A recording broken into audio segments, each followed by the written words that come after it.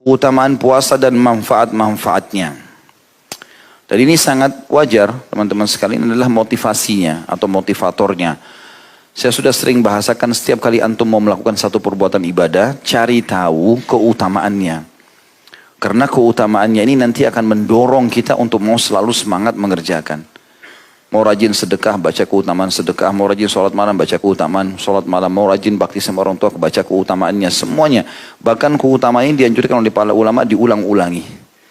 Karena kan ada sebuah hadis, kita tersentuh justru setelah 7 kali dibaca, 10 kali dibaca. Wajar itu. Ya.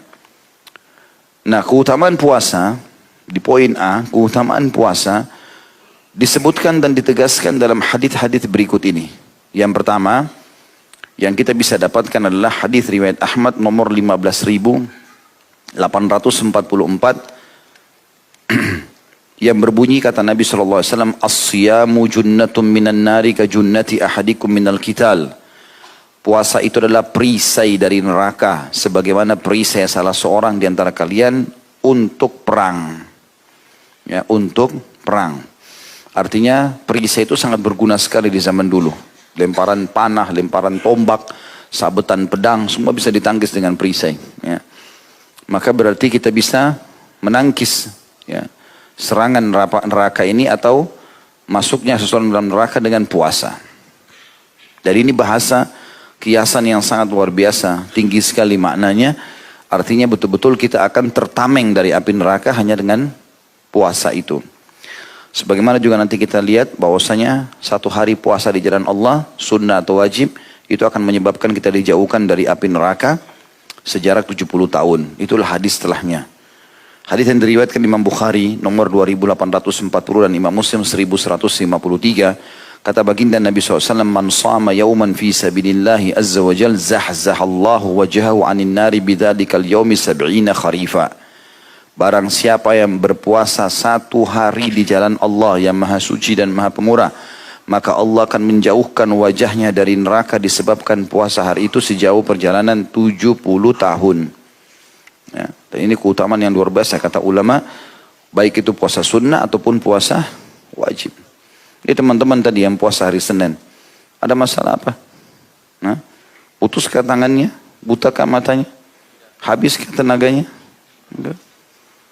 Jadi orang yang tidak puasa, was-was. Rugi antum nggak puasa, kenapa nggak puasa? Kecuali punya udzur-udzur syar'i. Dan memang ibadah itu teman-teman seperti bola salju. Harus selalu digulirkan.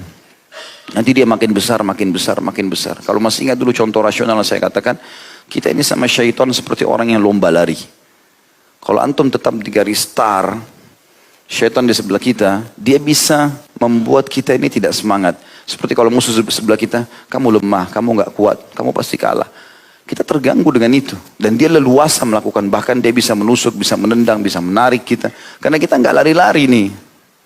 Tidak memulai ibadah itu. Kalau antum sudah mulai Senin, Kamis puasa, sudah mulai masuk Ayyamul Bid, sudah mulai itu seperti orang yang sudah mulai lari. Musuh kita kalau dia tidak lari juga mengejar kita, dia nggak bakal dapat kita kan. Maka dia mulai berlari, tapi beda godaannya orang yang sedang berlari dengan orang yang diam di tempat. Kalau orang berlari, dia teriak, kadang-kadang kita dengar, kadang-kadang tidak. Bisa dia jangkau, bisa tidak. Kalau antum lebih cepat larinya, maka dia nggak bisa jangkau itu. Maka ibadah harus mulai dilakukan. Kalau enggak kapan? Kira-kira kapan antum memulai ini? Kalau bukan sekarang. Itu jadi sebuah poin penting. Mumpung masih muda, akhi dan ukhti. Mumpung masih sehat. Kecuali punya udzur syar'i berbeda. Ya, berbeda. Kayak pengantin baru mungkin. Mungkin. Terpaksa dia batal. Mungkin. Orang musafir. Sakit. Ya. Mungkin. Diundang oleh orang dipaksa buka puasa. Kalau sunnah mungkin. Tapi kalau tidak ada udzur masih kuat Masya Allah. Tapi kan haus, Ustaz, lapar. Semua juga orang rasain itu. Tapi dengan seteguk minuman di saat buka puasa hilang semuanya. Kemudian juga yang ketiga adalah doa orang puasa diijabah. Apa yang dia sampaikan. Selama dia mulai menahan diri dari azan subuh sampai saat buka puasa.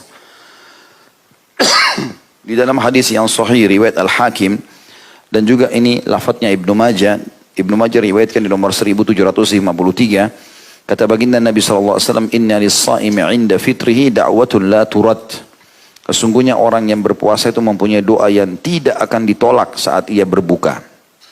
Sampaikan hajat yang paling tinggi, yang paling dibutuhkan. Bahkan dalam sebuah hadis yang dihasankan oleh para ulama, sesungguhnya orang yang puasa itu diijabah doanya selama dia dalam puasanya itu. Jadi mulai pagi, subuh sampai maghrib. Jadi kita bisa bayangkan teman-teman, kalau misal, ini contoh rasional, seseorang di antara kita dipanggil ke istana presiden kah, atau ke mana tempat seorang yang punya kedudukan, kemudian dia mengatakan, kalau yang datang kepada saya di jam sekian, maka saya akan terima semua jadi tamu dan apa saja yang dia mau dikasih. Misal pembebasan tanah, jabatan, mungkin orang semua pada antri. Kalau perlu minuman makanannya dipegang, atau pagi kalau dikasih syarat, boleh tapi nggak boleh makan, nggak boleh minum. Mungkin orang semua akan lakukan. Harus datang pakai baju hitam atau jas hitam, baju kemeja putih, pasti dilakukan semua. Hanya karena salah satu hajat dunianya diterima.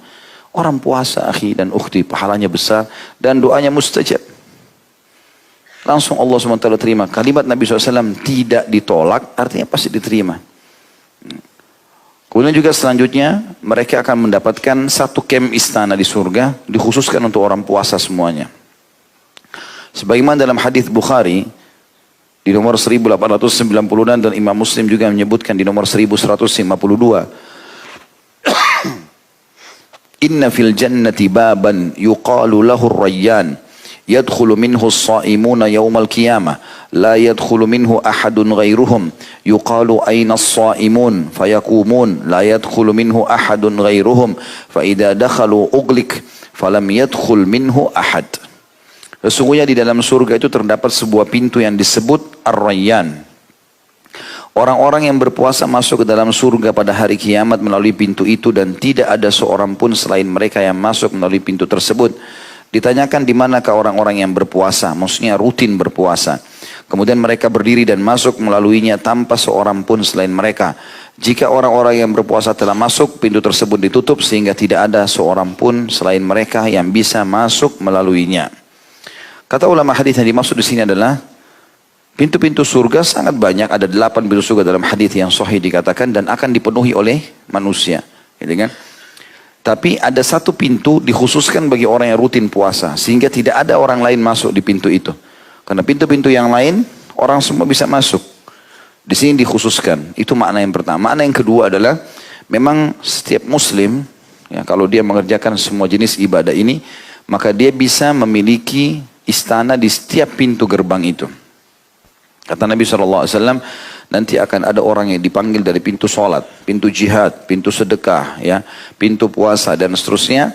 Ya, kata Abu Bakar, ya Rasulullah, apakah ada orang yang dipanggil dari semua pintu itu? Maksudnya dia punya istana di setiap pintu gerbang itu. Tentu ini akan lain bentuknya, fasilitasnya, yang ini juga lain, yang ini juga lain. Kata Nabi SAW, ada dan aku berharap kamu salah satunya. Karena semua jenis ibadah maksimal dikerjakan oleh Abu Bakar radhiyallahu anhu. Itu yang dimaksud di sini. Poin B-nya tentang masalah manfaat puasa. Kata Syekh Abu Bakar Jazair rahimahullah, di antara manfaat-manfaat spiritual yang terdapat pada puasa adalah puasa membiasakan seseorang untuk bersabar dan menguatkannya, mengajarkan pengendalian diri dan membantunya dalam mengendalikan diri, menumbuhkan karakter-karakter ketakwaan dalam diri dan mendidiknya. Khususnya ketakwaan yang merupakan tujuan utama yang hendak dicapai setelah puasa seperti disebutkan dalam firman Allah Ta'ala Al-Baqarah 183. A'udzu billahi minasyaitonir rajim. Kutiba alaikumus siyamu kama kutiba alal ladzina min qablikum la'allakum tattaqun. Telah diwajibkan atas kalian berpuasa sebagaimana diwajibkan atas orang-orang sebelum kalian agar kalian bertakwa. Makna bertakwa patuh dan tunduk. Dan puasa ini yang bisa membuat jiwa seseorang siap untuk patuh dan tunduk kepada Allah. Karena setiap kali ada godaan makan, godaan minum, godaan syahwat, maka dia menepis karena Allah subhanahu wa ta'ala. Itu yang dimaksud dengan ayat ini. Jadi dengan puasa, secara otomatis dia akan terbiasa untuk sabar. Sedangkan manfaat-manfaat sosial dari puasa, diantaranya adalah bahwa puasa membiasakan umat Islam untuk hidup disiplin dan bersatu, mencintai keadilan dan persamaan, menumbuhkan perasaan sayang dan moral atau akhlak yang baik, sebagaimana ia melindungi masyarakat dari segala macam kejahatan dan kerusakan. Orang kalau ikut program puasa itu seperti ikut lembaga training. Ya. Di dunia ini banyak, di Indonesia juga sudah mulai berjalan ya. Dari beberapa tahun yang lalu, ada banyak lembaga-lembaga training, peningkatan skill spiritual. Kadang-kadang orang membayar sangat mahal hanya untuk ikut pelatihan itu. Karena mungkin dianggap trainernya bagus, mungkin programnya bagus, orang bayar mahal. Tanpa kita sadari teman-teman sekalian, dan semestinya kita menyadari masalah itu, kalau Ramadan adalah lembaga training massal yang sangat besar. Trainernya itu pengawasnya langsung Allah, ya, para staf-stafnya semua malaikat. Dan kita kemanapun di bulan Ramadan semuanya orang lagi puasa. Dan syaratnya semuanya sama. Mereka tahan makan dan minum dari syahwat dari subuh sampai maghrib. Bahkan kita teman-teman di Asia Tenggara ini perlu bersyukur kepada Allah Subhanahu wa taala. Saya lihat cuplikan di beberapa wilayah di muka bumi ini, kebetulan orang kita, orang Indonesia yang sempat mengirim di Ramadan yang lalu, itu mereka berada di wilayah yang malamnya cuma 2 jam. Jadi begitu mereka buka puasa, 2 jam kemudian azan subuh. Jadi antara maghrib sama isya itu cuma jarak 45 menit. Setelah itu mereka baru buka puasa, sahur udah subuh. Jadi cuma 2 jam, artinya mereka sekitar 20 jam berpuasa. Kalau kita alhamdulillah di Asia ini, Asia Tenggara secara umumnya dari subuh sampai jam 6 sore maksimal gitu kan. Kalau kita hitung misalnya dari jam 5 sampai ke jam 12 siang itu 7 jam gitu kan. Kemudian jam 12 sampai jam 6 misalnya berarti 6 jam. Berarti sekitar 13 jam. Itu maksimal ya kalau kita ambil waktu maksimal. Tapi mereka bisa puasa sampai 20 jam. Cuma mereka sabar, mereka lalui itu. Berarti ada orang yang lebih berat daripada kita. Kita sekarang kalau sholat subuh di sini maksimal hujan. Di beberapa negara teman-teman 2 derajat. Ya. Bahkan di bawah 0 derajat di beberapa wilayah Rusia itu bisa sampai minus 10, minus 15. Ya. Itu udah beku itu. Sangat dingin. Tapi mereka sholat subuh di masjid. Maka kita harus melihat keadaan orang-orang seperti ini supaya kita lebih semangat untuk ibadah. Mereka toh masih mengerjakan itu. Saya pernah dapatkan itu foto, ada jam digital di satu masjid, di salah satu wilayah di Eropa, itu dinginnya minus 5. Di foto, ini loh, dalam kondisi seperti ini, masih penuh masjid, orang pergi sholat. Anak-anak muda lagi. Ini kan. Maka ini pukulan, ya, tamparan yang sangat keras bagi kita di Asia, yang malas pergi sholat subuh di masjid. Padahal sebenarnya sangat mudah. Kemudian selanjutnya dikatakan dari segi kesehatan juga di antara manfaat-manfaat puasa adalah bahwa puasa membersihkan usus-usus, memperbaiki lambung, membersihkan badan dari sisa-sisa makanan dan kotoran-kotoran, serta dapat meringankan tubuh dari himpitan kegemukan dan berat badan karena lemak. Di dalam hadis Rasulullah SAW, sumu tasihhu. Berpuasalah kalian, niscaya kalian akan sehat. Yang disebutkan Ibnu As-Sunni dan Abu Nuaim dan As-Suyuti menghasankannya. Walaupun ada ulama yang menyelisih, yang mengatakan hadis ini lemah ya. Tetapi umumnya kalau dilihat manfaat secara global, memang kita temukan puasa itu sangat sehat. Ya. Apalagi memang pola makan diatur. Ya. Sahur itu sebelum subuh, kemudian nanti habis ya maghrib baru makan. Di waktu-waktu siang umumnya kan biasa panas, maka ada pembakaran lemak. Ya. Sementara kita tidak ada konsumsi apa-apa, pembakaran terus berjalan. Maka itu sangat bagus buat kesehatan. Sangat baik buat kesehatan.